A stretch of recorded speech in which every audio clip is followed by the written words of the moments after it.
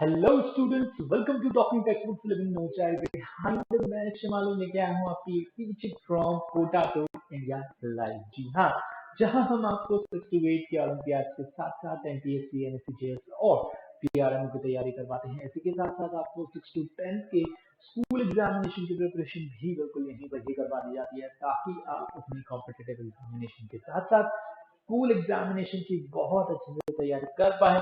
और हमारी expert team यहाँ पर आपका पूरा पूरा साथ दे रही है आपको, चाहे यहाँ पर लाइक नोट्स प्रिपरेशन की बात हो, रिवीजन की बात हो, टेस्ट की बात हो, सारी चीजें यहाँ टॉकिंग टेक्स्ट बुक्स में आपको प्रोवाइड करवाई जा रही है with the help of these faculty members. Okay, तो आई होप आप लोग भी बहुत अच्छे से तैयारी कर रहे हैं। प्रॉपर नोट्स लेना, लेक्चर्स लेना, टेस्ट प्रॉपर टाइम पर देना, ठीक है, उन्हें रिवाइज करते रहना, अपने डाउट्स पूछना, तो ये सारे काम आपके हैं और ये आपको ही करने हैं। ठीक है, तो I hope you all are doing very well in all the subjects.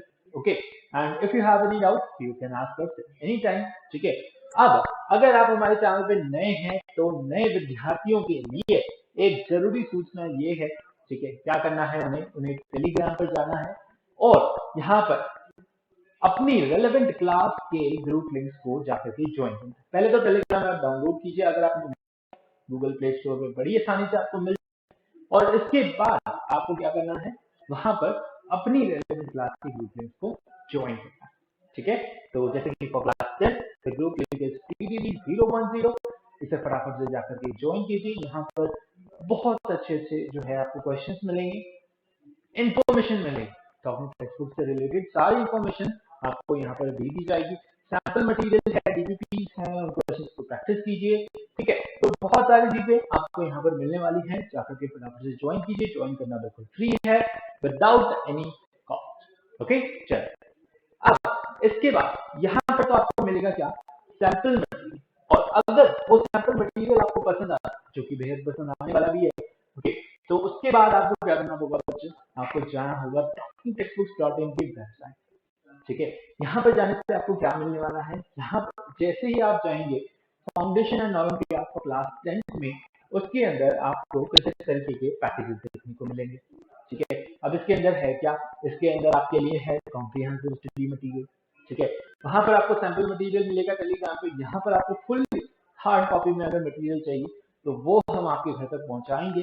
ठीक है, कैसे, जब आप यहाँ पर ये सब्सक्रिप्शन ले रहे हैं, कोई भी सब्सक्रिप्शन आप लीजिए, इसके अंदर है कॉम्प्रिहेंसिव मटेरियल, अगर आपको चाहिए तो वो आप ले सकते हैं। और अगर आपको सिर्फ और सिर्फ टेस्ट सीरीज ज्वाइन करनी है तो वो भी आप कर सकते हैं, बढ़िया। ठीक है, इसके अंदर recorded and live classes, homework submission, biweekly quizzes, periodic test papers, यानी फुल्ली लोडेड। ओके, क्या करना है, बाय करना बहुत आसान है, यहाँ बाय नाउ पे क्लिक कीजिए। जैसे ही आप बाय नाउ पे क्लिक करेंगे, आप प्राइस डिटेलिंग ऑप्शन के अंदर आते हैं। अगर आपको इनकी प्राइस में ज्यादा लग रही है तो यहाँ पर आपके लिए डिस्काउंट कूपन भी अवेलेबल। ओके, कैसे मिलेगा, AM लाइव अप्लाई। ठीक है, बहुत ही अच्छा प्यारा सा, बहुत ही यहाँ पर आसान कोड आपके लिए है, AM लाइव, है ना, AM लाइव। जैसे ही आप इसे अप्लाई करेंगे, यहाँ पर बाय पैकेज पे क्लिक करते ही आप इसे बाय कर पाएंगे with the discount, okay, of 30% through your credit, debit और थ्रू नेट बैंक। ठीक है, and if you have any doubt, question, query regarding subscription, regarding Telegram, regarding anything regarding us, okay, then you can ask us by calling on these numbers। ठीक है, पहले अपने doubts clear कर लें, जो भी क्वेश्चन क्वेरी आपके mind में उठ रही है सब्सक्रिप्शन से रिलेटेड, टेलीग्राम से रिलेटेड, तो फटाफट से इन नंबर्स पे कॉल करके पूछ लीजिए। ओके, चलो, आज का हम अपना लेक्चर यहाँ पर स्टार्ट करने जा रहे हैं by doing the cardinal promise. ठीक है, तो कार्डिनल प्रॉमिस करना भी बहुत जरूरी है बच्चों, फटाफट से कार्डिनल प्रॉमिस कर लीजिए। I promise to listen to the complete lecture and make proper notes of it so that I can become a smart student, ताकि मैं क्या बन सकूं, स्मार्ट स्टूडेंट बन सकूं। कर लिया, कार्डिनल प्रॉमिस आपको यहाँ पर सिंसियर और स्मार्ट स्टूडेंट बनाएगा। ठीक है, तो इसे सिंसियरली लिया करें।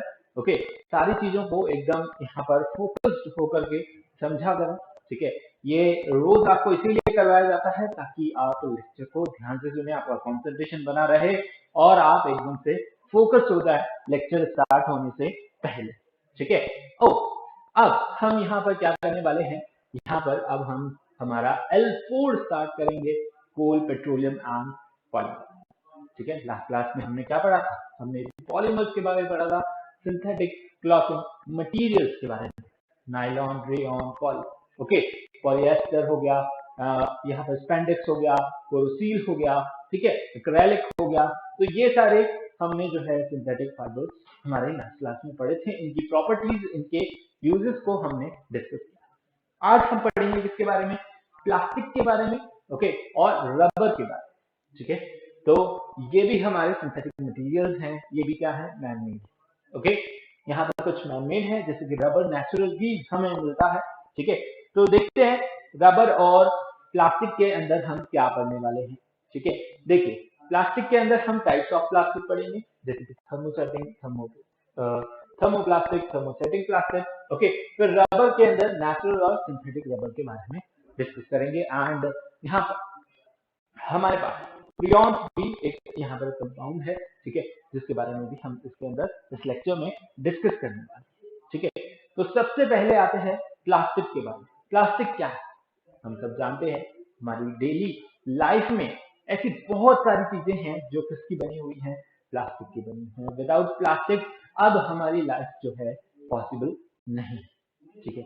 चाहे वो इलेक्ट्रिकल इक्विपमेंट्स हो, चाहे वो डेली यूज में काम आने वाली बहुत सारे यूटेंसिल्स हो, ठीक है, और कोई भी यहाँ पर लाइक डोर हो, है ना, या फिर बहुत बहुत सारे ऐसे हमारे आसपास इक्विपमेंट सब्सटेंस हैं, इक्विपमेंट्स हैं जिन्हें हम यूज करते हैं।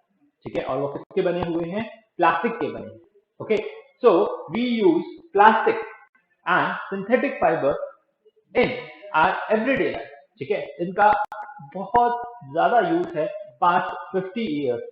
ठीक है। बहुत ज्यादा वाइडली ये हमारी डेली लाइफ में यूज आने लगे हैं। प्लास्टिक क्या होते हैं, प्लास्टिक एक पॉलीमरिक मटेरियल होता है जिसे हम इजीली सेट कर सकते हैं अपनी डिजायर शेप और साइजेस। ठीक है। उसे हम बड़ी आसानी से क्या कर पाते हैं, मोल्ड कर पाते हैं into different shape and size. Okay, so ये भी क्या है, एक पॉलीमरिक मटेरियल। ठीक है, जिसे हम यहाँ पर इजीली मोल्ड कर सकते हैं, सेट कर सकते हैं डिफरेंट शेप्स और साइजेस में। बेसिक डेफिनेशन ये तो आपको मालूम ही होगी। ठीक है। अब यहाँ पर हम इसे क्या करने वाले हैं, क्लासिफाई करने वाले हैं on the basis of arrangement of monomer. ठीक है। बेसिकली हम यहाँ पर टाइप्स ऑफ प्लास्टिक की बात करने वाले हैं और उसके अंदर हम यहाँ पर देखेंगे कि इनकी मोनोमर यूनिट की अरेंजमेंट के बेसिस पे हम इन्हें जो है कैसे क्लासिफाई करेंगे, लीनियर, ओके, यहाँ पर ब्रांच एंड क्रॉस, तीन तरीके से हम इन्हें क्या करते हैं, क्लासिफाई। ओके, सो सबसे पहले हमारे पास क्या, लीनियर प्लास्टिक। लीनियर से नाम से आपको समझ आ रहा होगा क्या है, एकदम स्ट्रेट चेन है, लीनियर है ना, simplified. Okay, so the monomer unit are joined together to form long straight chain of polymer. बस यही चीज इसके अंदर याद रखने वाली है। लीनियर में क्या होगा, लॉन्ग स्ट्रेट चेन, सिंप्लीफाइड, आसान। ठीक है। ओके, तो ये क्या होगा, these chain are stacked over one another to give a well packed structure। बहुत सिंपल स्ट्रक्चर होता है, एक के ऊपर एक यहाँ पर चेन क्या आ जाती है, फिक्स हो जाती है और क्या बनाती है, यहाँ पर पॉलीमर बनाती है। ठीक है। जैसे कि HDPE और PVC और पॉलीथीन एक्सेट्रा, ये किस कैटेगरी के अंदर आते हैं, यहाँ पर लीनियर चेन और लीनियर प्लास्टिक के अंदर। ठीक है। इनसे बॉटल्स बनाई जाती हैं, बहुत ही सिंपल मटेरियल। ठीक है, बहुत ही हल्के फुल्के। तो इनसे पॉलीथीन, ठीक है, जैसे कि बहुत ही सिंप्लीफाइड मटेरियल है, बॉटल्स हो गई। ठीक है, तो ये भी बहुत ही सिंप्लीफाइड है, बिस्लरी बॉटल्स आपकी। ठीक है, तो ये सब किससे बनाई जाती है, यहाँ पर लीनियर प्लास्टिक से बनाई जाती है। ठीक है, क्या है इसके अंदर, सिंपली लॉन्ग चेन है किसकी, कार्बन की, और वो स्टैक्ड है ऑन वन अनदर। ठीक है, तो बहुत सिंपल है क्या, लीनियर प्लास्टिक। अब इसके बाद है हमारे पास क्या, cross link. Okay, cross link कैसे, देखिए क्रॉस लिंक और ब्रांच है ना, दो तरीके की और होती है यहाँ पर, ठीक है, on the basis of their structure. Branch में क्या होगा, the monomer unit not only combine to produce what linear chain but also branches of different length along the main chain, ठीक है। यहाँ पर ये है ब्रांच, ठीक है, इसके अंदर लीनियर तो है ही सही, लीनियर के साथ साथ यहाँ पर क्या बनी हुई है, लॉन्ग, यहाँ पर ब्रांचेस भी बनी हुई है किसकी, यहाँ पर कार्बन, ठीक है। कार्बन एवरेज कंपाउंड में हमने पढ़ा था, देखा था, है ना, कैसे एक यहाँ पर लीनियर स्ट्रक्चर है और उसके बाद उसके अंदर क्या लग गई, ब्रांच लग गई, तो यहाँ पर स्ट्रक्चर का नेम चेंज हो गया, ठीक है। मतलब लॉन्ग चेन होते हुए, ठीक है, उसके अंदर क्या है, ब्रांचेस लगी हुई, यानी कि first second basically third fourth position, okay, second या थर्ड पोजीशन किसी भी यहाँ पर एक और या दो या तीन कार्बन एटम्स जो हैं जुड़े हुए, तो वो क्या फॉर्म कर लेते हैं, यहाँ पर ब्रांच फॉर्म कर लेते हैं, ठीक है। तो ब्रांच फॉर्म में भी ऐसा ही है, यहाँ पर लाइक लीनियर चेन तो है but they are also combined with different यहाँ पर branches, okay, of different length, ठीक है। तो उन्हें हम बोलते हैं क्या, यहाँ पर ब्रांच चेन प्लास्टिक, इनका स्ट्रक्चर कैसा हो, यहाँ पर ब्रांच फॉर्म में, जैसे कि LDPE, okay. Now cross link और थ्री डायमेंशनल नेटवर्क प्लास्टिक, ये क्या होती है, इसके अंदर स्ट्रक्चर जो है क्या है इसका, कॉम्प्लेक्स है ना, स्ट्रक्चर क्या है इसका, complex, okay. Now the initially formed linear polymer chain are joined together to form three dimensional network, ठीक है। यहाँ पर लीनियर चेन जो है यहाँ पर कंबाइन हो रही है, ज्वाइन हो रही है और क्या फॉर्म कर रही है, थ्री डायमेंशनल नेटवर्क फॉर्म कर, यानी क्रॉस लिंक हो रही है, ठीक है, एक दूसरे से लिंक, यहाँ पर एक दूसरे से लिंक नहीं है बट लीनियर की क्या बनी हुई है, ब्रांचेस बनी हुई है, बट यहाँ पर ये क्या है, ज्वाइन टुगेदर, ब्रांचेस यहाँ पर कनेक्ट हो गई है किसी दूसरे लीनियर चेन से और एक बहुत ही बड़ा कॉम्प्लेक्स स्ट्रक्चर बनाने है, ठीक है, जिसे हम बोलते हैं क्या, क्रॉस लिंक स्ट्रक्चर और थ्री डायमेंशनल नेटवर्क, ठीक है। These polymer are hard and rigid, ठीक है, कॉम्प्लेक्स स्ट्रक्चर है तो हार्ड होंगे, रिजिड होंगे, ठीक है, बहुत हार्ड प्लास्टिक होगा जैसे कि बेकेलाइट, मेलामाइन, फॉर्मल्डिहाइड एक्सेट्रा, ठीक है। ये जो प्लास्टिक्स हैं ये कहते हैं यहाँ पर क्रॉस लिंक प्लास्टिक, क्या है, क्रॉस लिंक प्लास्टिक और थ्री डायमेंशनल नेटवर्क, इन्हें हम बोलते हैं, ठीक है। So on the basis of arrangement of structure, ठीक है, on the basis of arrangement of monomer units, ठीक है, हम इन्हें तीन कैटेगरी के अंदर क्लासिफाई, ठीक है, अंडरस्टूड, आगे बढ़े, चलो। अब टाइप्स ऑफ प्लास्टिक में नेक्स्ट आता है हमारा क्या, on the basis of their reaction, ठीक है, on the basis of their reaction to heat, heat के साथ ये कैसा बिहेवियर शो करते हैं, ठीक है। तो यहाँ पर भी प्लास्टिक की दो कैटेगरीज हमें देखने को मिलती हैं, एक होती है थर्मोप्लास्टिक और एक होती है थर्मोसेटिंग प्लास्टिक, ठीक है। थर्मोप्लास्टिक हीट के साथ कैसा बिहेव करती है या फिर कैसे हमें ये दिखाई देते हैं, है ना। तो थर्मोप्लास्टिक जो होते हैं, ठीक है, थर्मोप्लास्टिक जो होते हैं वो यहाँ पर एक बार अपनी शेप में मोल्ड करने के बाद भी दोबारा यहाँ पर रीसेट किए जा सकते हैं, यानी कि अगर हम उन्हें एक बार हीट करके किसी यहाँ पर मोल्ड के अंदर रखते तो वो उसका शेप ले लेंगे, ठीक है। अब सपोज हमने एक बकेट बना ली, अब बकेट की हमें जरूरत नहीं है या फिर किसी ने यहाँ पर डिस्पोज कर दिया उसको, ठीक है, कोई टूट गई थी बकेट, तो हम उसे लेकर के वापस से उसे रिसाइकल कर सकते हैं। बहुत सिंपल वर्ड में बोलूं तो यहाँ पर थर्मोप्लास्टिक ऐसे प्लास्टिक होते हैं जिन्हें हम रिसाइकल कर सकते हैं, जबकि थर्मोसेटिंग प्लास्टिक ऐसे प्लास्टिक होते हैं जिन्हें हम रिसाइकल नहीं कर पाते। एक बार उन्हें जो हमने शेप दे दी, ठीक है, उन्हें हीट करके जो हमने शेप उन्हें दे दिया, जिस मोल्ड में हमने उसे रख दिया वो उसी का शेप ले लेंगे, उन्हें दोबारा हीट करके हम जो है डिफरेंट शेप नहीं दे सकते, okay. So thermoplastic can be melted by heating and thereafter molded into what desired shape and size, ठीक है, जो भी हमारी डिजायर्ड शेप है, जो भी हमारे डिजायर्ड साइजेस हैं, उसमें हम इन्हें क्या कर सकते हैं, मोल्ड कर सकते हैं, ठीक है, by heating. Okay, and these plastic was soften on heating and became fluids, but on cooling they become hard। ठीक है, जब हम इन्हें हीट करते हैं, हीट करने पर अगेन ये मेल्ट होंगी, मेल्ट होने पर सॉफ्ट हो जाएंगी, और उसके बाद जब ये कूल होंगी तो उस डिजायर शेप और साइज में क्या हो जाएंगी, हार्ड हो जाएंगी। ठीक है, तो बहुत आसान है इन्हें अपनी डिजायर शेप में और साइज में सेट करना। ठीक है, now these are capable of undergoing what such reversible changes on heating and cooling repeated। ये इसके अंदर क्या है, मेन पॉइंट है, मेन डिफरेंस है, जिसे आपको याद है।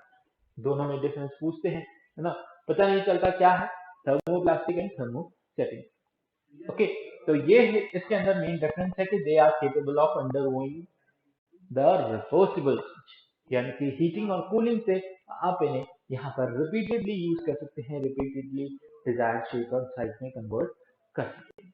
ठीक है, example of thermoplastic are polythene. ठीक है, पॉलीथीन को हम आसानी से रिसाइकल कर सकते हैं। ठीक है, पॉलीविनाइल क्लोराइड, पीवीसी और पॉलीस्टाइरीन, यहाँ पर ये भी क्या है, थर्मोप्लास्टिक के एग्जाम्पल। ठीक है, अंडरस्टूड, बहुत सिंपल है थर्मोप्लास्टिक। ठीक है, on the basis of their reaction to heat. Okay, इन्हें हम डिजायर्ड शेप और साइज में कन्वर्ट कर सकते हैं, रिपीटेडली इन्हें हीट कर सकते हैं, रिपीटेडली इन्हें कूल कर सकते हैं। ठीक है, तो ये इसका मेन डिफरेंस है जिसे आपको याद है। ठीक है, अंडरस्टूड, और एग्जाम्पल याद रख लेना, बड़ा ही आसान है। नेक्स्ट बढ़ते हैं आगे, नेक्स्ट टाइप की प्लास्टिक की तरफ, जो है हमारी क्या, थर्मोसेटिंग प्लास्टिक। ओके, अब ये थर्मोसेटिंग प्लास्टिक क्या है, नाम से ही समझ आ रहा होगा, क्या कर दिया, सेट कर दिया, है ना। इसे याद रखने का तरीका सिंपल, ये सेटिंग याद है ना, जिसके अंदर सेटिंग बोर्ड यूज आ रहा है, यानी थर्मोसेटिंग प्लास्टिक है ना, सेटिंग बोर्ड यूज आ रहा है, तो मतलब एक बार जिस डिजायर्ड शेप साइज में हमने इसे सेट कर दिया, ये उस साइज में, उस शेप में यहाँ पर क्या हो जाएगी, सेट हो जाएगी, फिर हम इसे दोबारा से मोल्ड नहीं कर सकते। ओके, अपनी डिजायर्ड शेप और साइज के अंदर हम इसे मोल्ड नहीं कर सकते, यानी कि it does not undergo the reversible condition।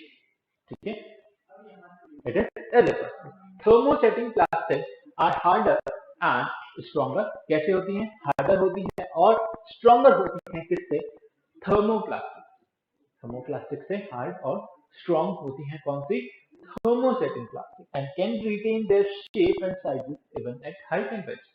अगर आपने इनको दोबारा से हीट करने का ट्राई किया, ठीक है, दोबारा से डिफरेंट शेप देने का ट्राई किया, तो भी ये यानी कि मेल्ट नहीं, ये अपनी शेप और साइज यहाँ पर रिटेन करके रखेंगी, जैसी है वैसी ही रहेंगी।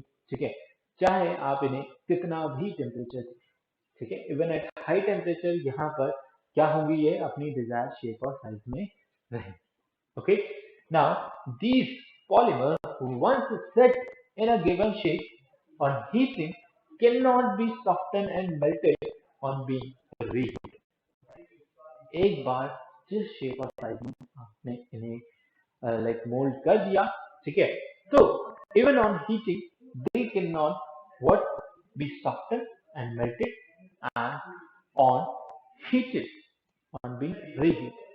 ठीक है, यहाँ पर डिजायर शेप और साइज में आपने जब इन्हें सेट कर दिया, तो कितने भी आप इसे हीट दें, ये वापस से सॉफ्ट नहीं होगी, और सॉफ्ट ना होने के बाद मेल्ट नहीं होगी, और आप चाहे इन्हें क्या करते रहें, रीहीट करें। ठीक है, now these polymer undergo what, permanent change. कहाँ चले जाती हैं ये, परमानेंट चेंज के अंदर। ठीक है, और and what melted set into solid and can not be remelt. ठीक है, बार बार आप इसे मेल्ट नहीं कर पाएंगे।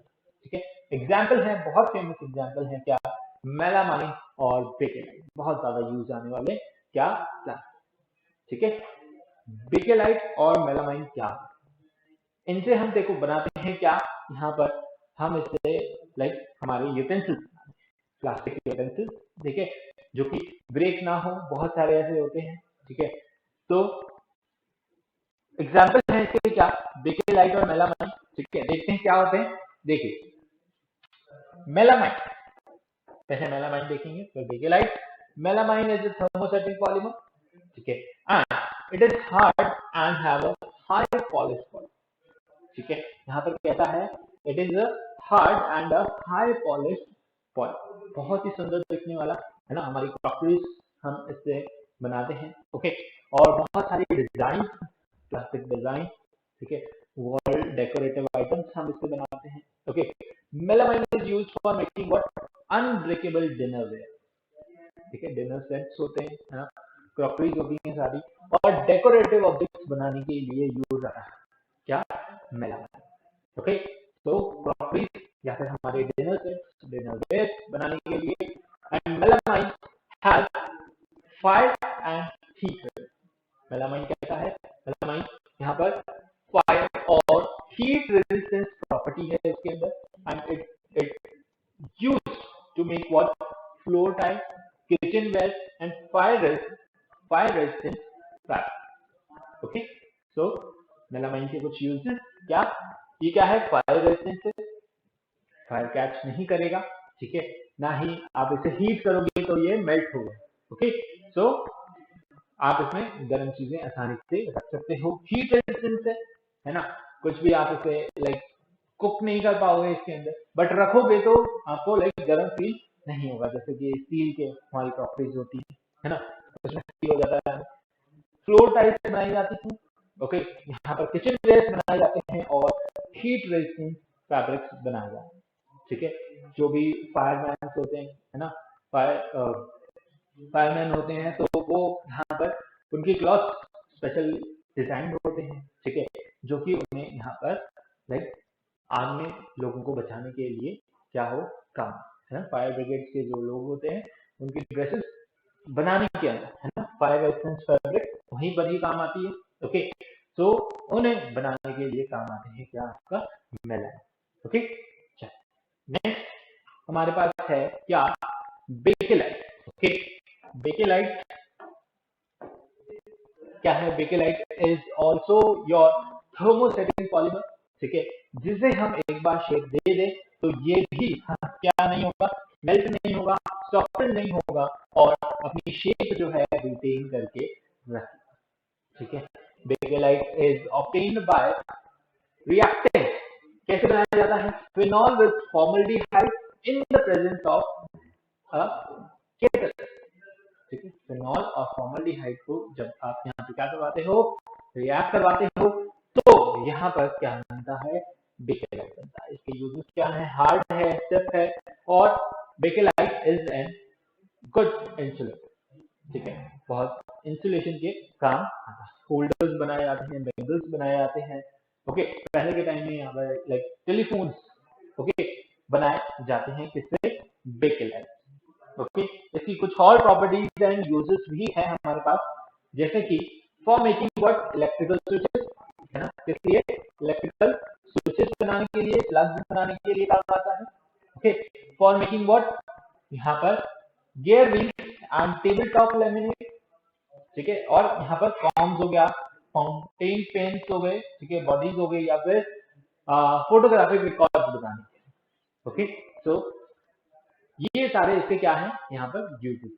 ठीक है, आप यहाँ पर स्विचेस बनाएंगे, यहाँ पर कुछ इस तरीके के लाइक होल्डर्स बनाएंगे। ठीक है, बहुत सारे गियर्स यहाँ पर बनाए सकते हैं, गियर व्हील्स, ठीक है, कॉम्स बनाई जाती हैं। तो ऐसे प्लास्टिक मटेरियल जो आसानी से ब्रेक ना हो, ठीक है, और जिन्हें हम यहाँ पर लाइक हीट रेजिस्टेंस हो, ठीक है, यहाँ पर फायर रेजिस्टेंस हो, ठीक है, ऐसे मटेरियल्स बनाने के लिए जो है हम यहाँ पर यूज करते हैं क्या, हमारा बेकेलाइट। Okay, understood.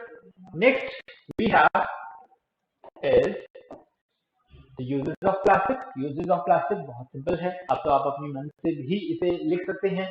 ठीक है, plastic can be recycled, reused, coloured और मेल्टेड और rolled into thin sheet, okay, और made into wire.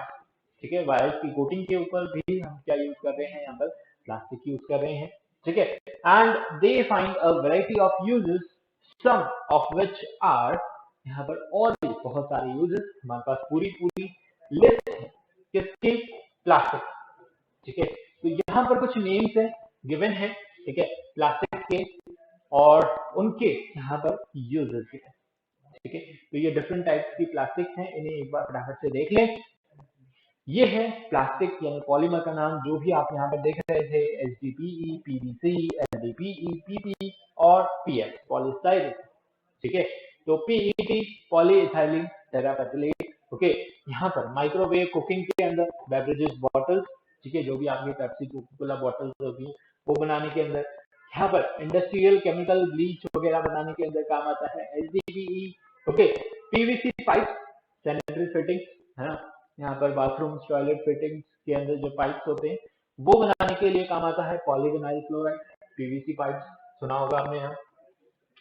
Poly bags, grocery bags है ना, मार्केट से हम कुछ सामान लेके आते हैं तो वो पॉली बैग्स बनाए जाते हैं जिससे LDPE से low density polyethylene. Okay, ketchup bottles, yoghurt container, ठीक है, मेडिसिन बॉटल्स होगी वो बनाई जाती है पॉलीप्रोपाइलिन से। ओके, और यहाँ पर थर्माकोल हो गया या फिर डिस्पोजल कप्स वगैरह हो गए तो वो बनाए जाते हैं किससे, पॉलीस्टाइरीन। ठीक है, तो ये कुछ यहाँ पर यूजेस हैं किसके, प्लास्टिक के, different types of plastic. Okay, फटाफट से देख करके एक बार नोट कर लीजिए। ओके, यू हैव 30 सेकेंड्स, जल्दी से नोट करें। ओके, किया, PET, HDPE, इनकी फुल फॉर्म भी लिखें। ठीक है, इनकी फुल फॉर्म भी लिखें और साथ ही साथ इसे नोट भी करें। ठीक है, फुल फॉर्म भी पूछ लेता है कभी, what is PET, what is HDPE, PVC, LDPE, PP और PS। ठीक है, तो फुल फॉर्म के साथ इसे फटाफट से नोट करें। किया, कुछ एक दो आप इसकी यूजेस भी लिख सकते हैं, जल्दी से लिखिए। लिख लिया, आगे बढ़े, चलो। Next we have Teflon. ठीक है, ये अलग अलग तरीके का मटेरियल। ओके, यहाँ पर टफ, हार्ड, ठीक है, बहुत ही अच्छा मटेरियल। किससे बना है, यहाँ पर इसका ब्रांड नेम इसको मिला है पॉलीटेट्राफ्लोरोइथाइल। इससे पॉलीटेट्राफ्लोरोइथाइल, बहुत बड़ा नाम है। ठीक है, शॉर्ट फॉर्म है PTFE। ओके, पॉलीटेट्राफ्लोरोइथाइल। ठीक है, अब यहाँ पर इसकी मोनोमर यूनिट है यहाँ पर व्हाट, टेट्राफ्लोरोइथाइल। ये देखिए CF2 डबल बॉन्ड CF2 है ना, कार्बन। ओके, पॉलीटेट्राफ्लोरोइथाइलिन, तो यहाँ पर इसका जो है मोनोमर यूनिट। अब इससे हम यहाँ पर क्या करेंगे, रिपीटेड करेंगे। ठीक है, these repeated monomer units are repeated to make what, polymer। ठीक है, that is polytetrafluoroethyl। ठीक है, अब टेफ्लॉन की कोटिंग यहाँ पर यूज की जाती है वाइडली, किसके अंदर, बहुत फेमस है क्या, नॉन स्टिक कुकवेयर।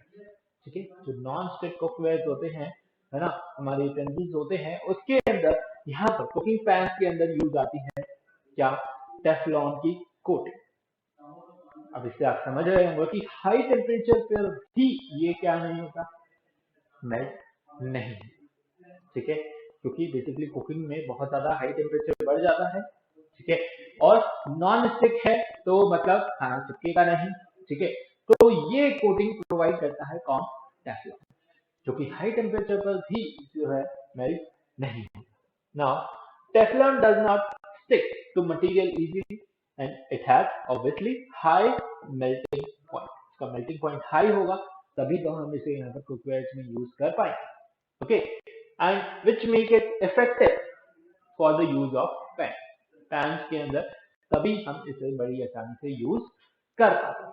ठीक है, now Teflon is a type of plastic discovered in what, by the US based company DuPont in 1938। Basic information about Teflon। Okay, now next main topic is our rubber, है ना। next हमारा main topic क्या है, rubber. अब ये rubber है ना, बचपन में हम कैसे बोलते हैं, रबर ऐसे करके बोला जाता था, है ना।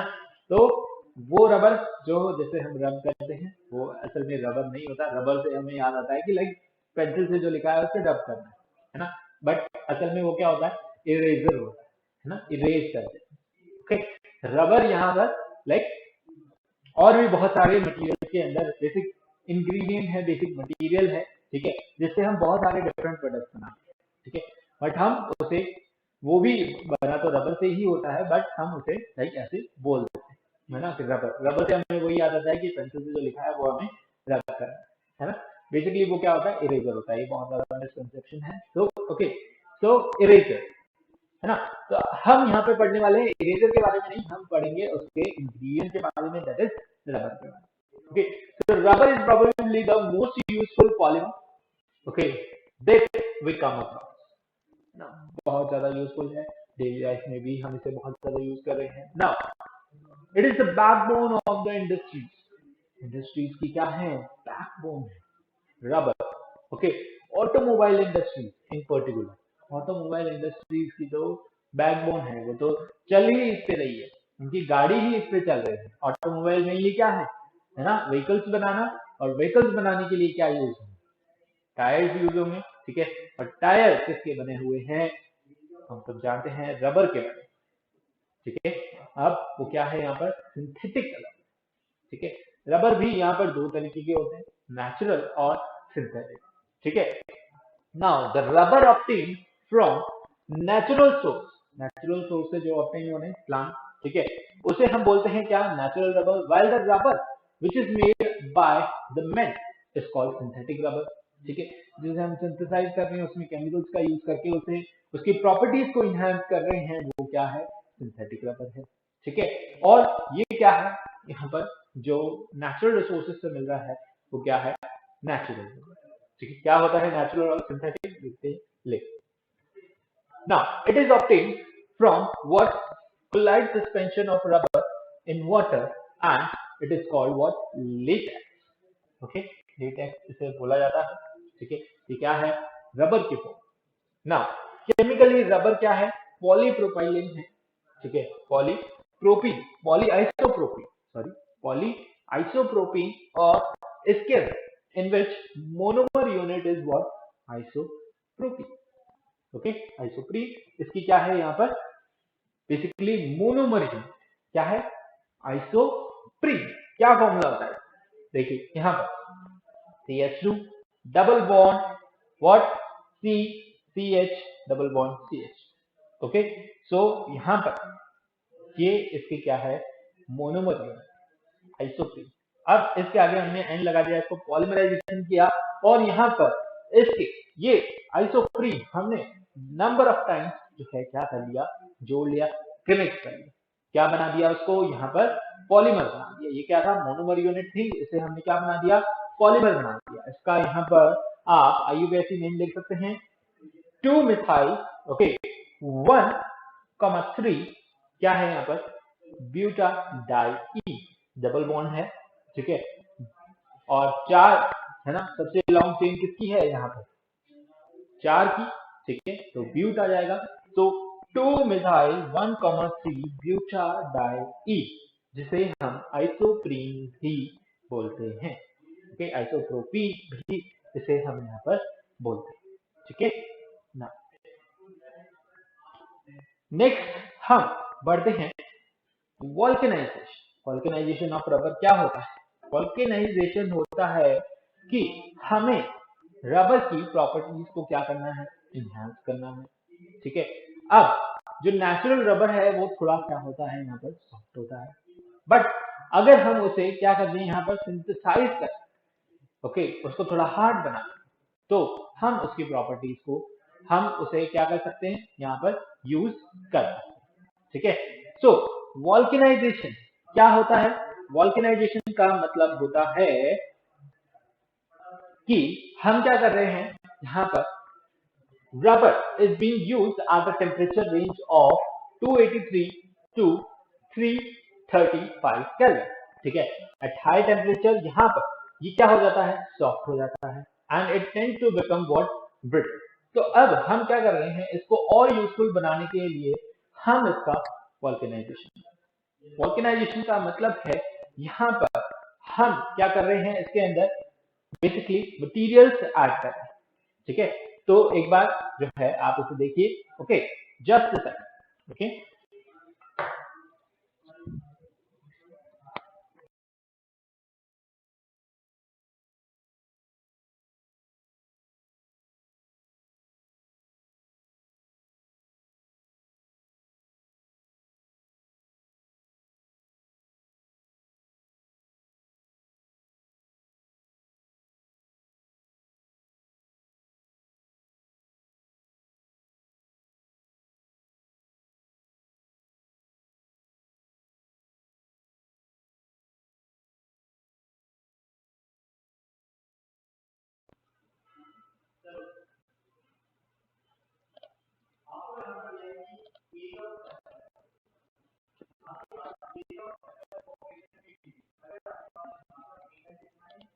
हेलो, चलो, तो मैं बात कर रहा था कि वॉल्केनाइजेशन। अब देखिए वॉल्केनाइज्ड रबर क्या होते हैं, बेटर होते हैं किससे, नेचुरल रबर। ओके, वॉल्केनाइज्ड रबर क्या होते हैं, बेटर होते हैं किससे, नेचुरल रबर से, और in the sense that it is what more elastic.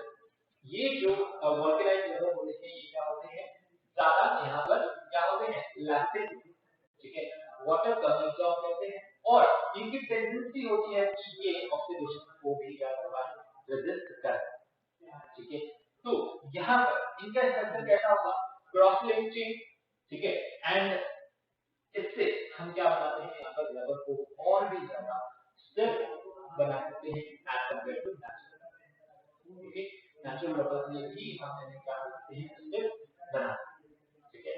यहाँ पर जो वॉल्केनाइज्ड रबर होता है उसकी वियर एंड टियर कंडीशन जो है बहुत अच्छी होती है ना, स्टेप होता है हार्ड होता है थोड़ा, ठीक है।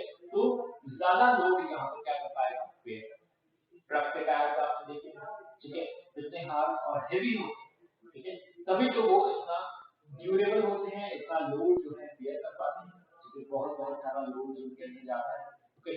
सो उन्हें लॉन्ग टाइम तक सर्वाइव करना होता है कितने बड़े, अगर आप देखें किसके, यहाँ पर मिलिट्री जो ट्रक होते हैं उनके टायर अगर आप देखें तो वो और भी ज्यादा यहाँ पर आपको लाइक हेवी दिखेंगे, बहुत ज्यादा स्टिफ दिखेंगे, ठीक है। तो उन्हें यहाँ पर ऐसी कंडीशन से गुजरना पड़ता है क्योंकि बहुत ज्यादा रोड बहुत ज्यादा खराब होता है, ठीक है, ऊपर पत्थर पत्थर होते हैं, तो उन रास्तों से भी गुजरना पड़ता है, तो उसके लिए उन्हें वैसी ही कंडीशन में क्या किया जाता है, यहाँ पर ठीक है, ताकि यानी ऐसी कंडीशंस को बेयर करने के लिए उन्हें रबर की प्रॉपर्टी को क्या किया जाता है, एनहांस किया जाता है, ताकि हम यहाँ पर बिना रुके यहाँ पर आसानी से अपना जो है सफर पूरा करें, ओके। नाउ chemically यहाँ पर वॉल्केनाइजेशन has result in the processing of linear chain of natural rubber, okay, the sulfur atoms। यहाँ पर किसकी हेल्प से हम जो है वॉल्केनाइजेशन कर पाते हैं, वॉल्केनाइजेशन हम कर पाते हैं किसकी वजह से, सल्फर एटम। क्या होता है इसके अंदर, कार्बन एटम जो कि इन्वॉल्व होते हैं यहाँ पर कैसे, डबल बॉन्ड्स के साथ, ठीक है, एंड अल्कलाइड क्या होता है इसके अंदर, इथाइलिक, ओके, गुड। अब इसके अंदर हम क्या कर रहे हैं, सल्फर एटम्स को लिंक कर रहे हैं, ओके, जो भी हमारे पास चेन है इसके साथ हम क्या कर रहे हैं, बेसिकली सल्फर एटम्स को क्या कर रहे हैं, लिंक कर रहे हैं, ठीक है, जिसकी वजह से यहाँ कैसी पोजीशन बन गई, क्रॉस लिंक पोजीशन, स्ट्रक्चर कैसा बन रहा है, क्रॉस लिंक। क्रॉस लिंक में क्या था, लीनियर चेन थी, दूसरी लीनियर चेन थी, और वो कनेक्टेड थी यहाँ पर एक ब्रांच, तो इस ब्रांच के अंदर यहाँ पर कनेक्टेड है क्या, सर क्या कनेक्टेड है, सल्फर कनेक्टेड, ठीक है। अब इस सल्फर से क्या होगा, यहाँ क्रॉस लिंक होने की वजह से ये कैसा हो जाएगा, हार्ड हो जाएगा, स्टिफ हो जाएगा, इसकी फिजिकल प्रॉपर्टीज इंप्रूव हो जाएगी, ठीक है। और यहाँ पर ये जो सल्फर है ये हेल्प करेगा इसकी प्रॉपर्टीज को। अब यहाँ पर extent of stiffness depend upon the amount of sulfur atom, ठीक है। अब स्टिफनेस की हार्डनेस डिपेंड करेगी कि आपने रबर के साथ जो है कितना सल्फर मिक्स किया, ठीक है, कितना सल्फर आपने इसके अंदर ऐड किया। फॉर एग्जांपल यहाँ पर rubber contain what 5% sulfur is used to make for rubber tire, ठीक है। अब 5% अगर आपने सल्फर उसके अंदर ऐड किया है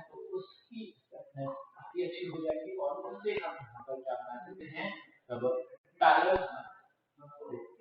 ओके, सो वोल्केनाइजेशन में बेसिकली क्या होता है, रबर के साथ आपने क्या मिक्स कर दिया, सल्फर,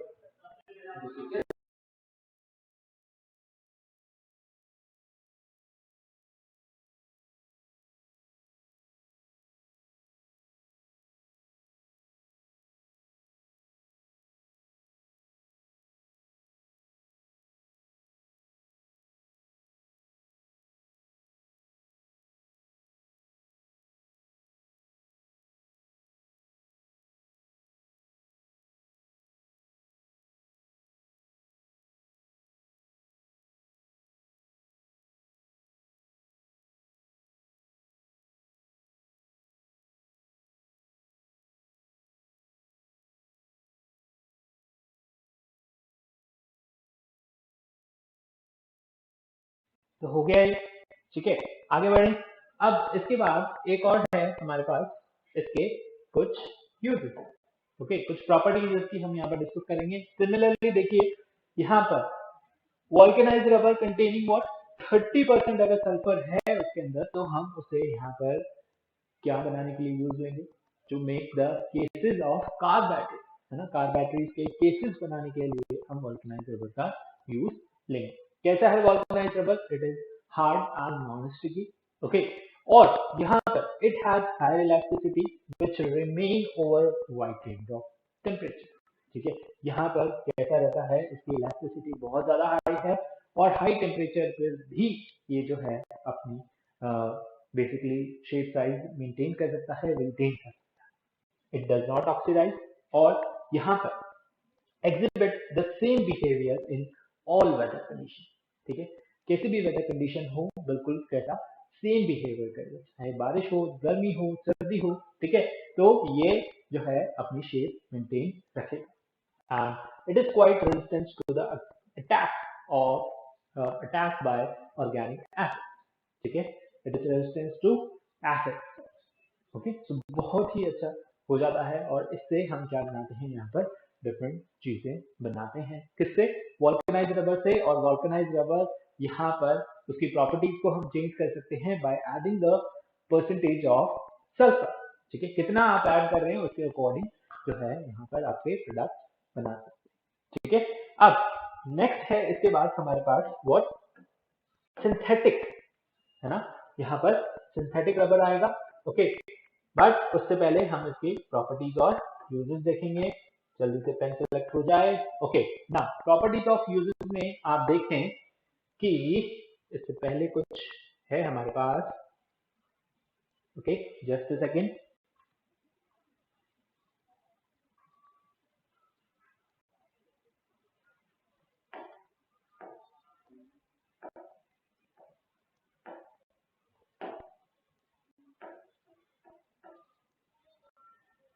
बिल्कुल थोड़ा सा, जी हाँ, सिंथेटिक यहाँ पर रबर आना चाहिए था और वही हम ढूंढ रहे थे, चलिए हमें मिल गया है, और ये हमारा जो है कुछ गड़बड़ भी हो गया है, कोई बात नहीं, अभी हम इसे फटाफट से ठीक कर लेते हैं, हाँ, टेक्निकल इशू है, ओके, तो कुछ ना कुछ होता रहता है, चलिए ग्लिच, और हम फटाफट से आ जाते हैं हमारे पीपीटी के ऊपर, ठीक है, जल्दी से, हम कहाँ पढ़ रहे थे, मेलामाइन हमने पढ़ लिया है, आज प्लास्टिक हमने पढ़ लिया है, सिंथेटिक रबर पर हम, ओके, चलो, तो सिंथेटिक रबर क्या होते हैं, सिंथेटिक रबर वही नेचुरल रबर को हमने जो है क्या है यहाँ पर केमिकली जो है चेंज कर दिया है, उसकी प्रॉपर्टीज, उसकी बेसिकली उसके प्रॉपर्टीज को एनहांस कर दिया, ओके, तो natural rubber can not meet every increasing demand of industry, natural rubber जो है यहाँ पर सारी चीजों को फुलफिल नहीं कर सकता, सारी डिमांड्स को फुलफिल नहीं कर सकता, ठीक है, तो उसको हम यहाँ पर क्या करते हैं, चेंज करते हैं, एनहांस करते हैं, ठीक है, और बनाते हैं variety of synthetic rubber, okay, तो उसके अंदर है नियोप्रीन, सबसे पहला सिंथेटिक रबर है हमारे पास क्या, नियोप्रीन, जिसे हम प्रिपेयर करते हैं कैसे, यहाँ पर it is prepared by the polymerisation of chloroprene, हम यहाँ पर लेते हैं और in the presence of oxygen हम उसका क्या करते हैं, पॉलीमराइजेशन करते हैं, ठीक है, तो नियोप्रीन है, यहाँ पर क्लोरोप्रीन है, और इसका हम पॉलीमराइजेशन करेंगे, क्या बनेगा हमारे पास यहाँ पर नियोप्रीन। क्या बनेगा? नियोप्रीन। ठीक है, इसको हमने क्या किया? पॉलीमराइजेशन किया। ओके, ये तो है नियोप्रीन। अब इसकी प्रॉपर्टीज और इसके यूजेस क्या है? इसकी प्रॉपर्टीज है कि नियोप्रीन एक थर्मोप्लास्टिक पॉलीमर है, ठीक है, and is a synthetic rubber, ठीक है, साथ ही साथ सिंथेटिक रबर भी है। अब the it is inferior to, ये क्या है? Inferior to what? Natural rubber. इसकी लाइक थोड़ी कमी है ना, इतना ज्यादा लाइक सुपीरियर नहीं है, इंफीरियर है। किससे? यहाँ पर नेचुरल रबर से। Okay, in some of its characteristic, but ये सुपीरियर है किसमें? Stability to the aerial oxidation. ठीक है, एरियल ऑक्सीडेशन से ये क्या है? यहाँ पर उन चीजों में क्या है? सुपीरियर है। किससे? नेचुरल रबर से, रेजिस्टेंस टू ऑयल वगैरह। ओके, अब कहाँ कहाँ काम आ रहा है यहाँ पर? कंटेनर्स बनाने के अंदर, फॉर स्टोरिंग पेट्रोल, ऑयल्स और डिफरेंट टाइप के आपके सॉल्वेंट्स। ठीक है, अब नियोप्रीन से यहाँ पर बेल्ट, ठीक है, और भी बहुत सारी, ठीक है, which do not catch fire, ये सारे मटेरियल्स, होजेस, शू हील्स, स्टॉपर्स बनाए जाते हैं। किससे? नियोप्रीन। ओके, तो बहुत बेसिक बेसिक चीजें हैं जिन्हें हम यहाँ पर डिस्कस कर रहे हैं। नेक्स्ट हमारे पास सिंथेटिक रबर जो है वो क्या है? ब्यूनाइड। अब ये किसका पॉलीमर है? यहाँ पर 1,3 ब्यूटाडाइड हम इसके अंदर ले रहे हैं, और इसके अंदर हम क्या ले रहे हैं? स्टाइरिलीन ले रहे हैं, जिसे हम हीट कर रहे हैं इन the presence of sodium. Sodium की प्रेजेंस में जब हम स्टाइरिलीन और 1,3 ब्यूटाडाइड को हीट करेंगे तो हमें मिलेगा क्या? यहाँ पर ब्यूना एस। ठीक है, क्या मिलेगा? Buena S. इसकी प्रॉपर्टीज क्या है? ब्यूना एस हमारे पास अगेन सिंथेटिक पॉलीमर है, ठीक है, जिसे हम SBR के नाम से भी जानते हैं, जिसका मतलब होता है स्टाइरिलीन ब्यूटाडाइड रबर। ओके, ना ये क्या है? टफ है। ओके, लेस टेंसाइल स्ट्रेंथ है किससे? नेचुरल रबर से एज कंपेयर टू, बट इसे यहाँ पर यूज किया जाता है किस लिए?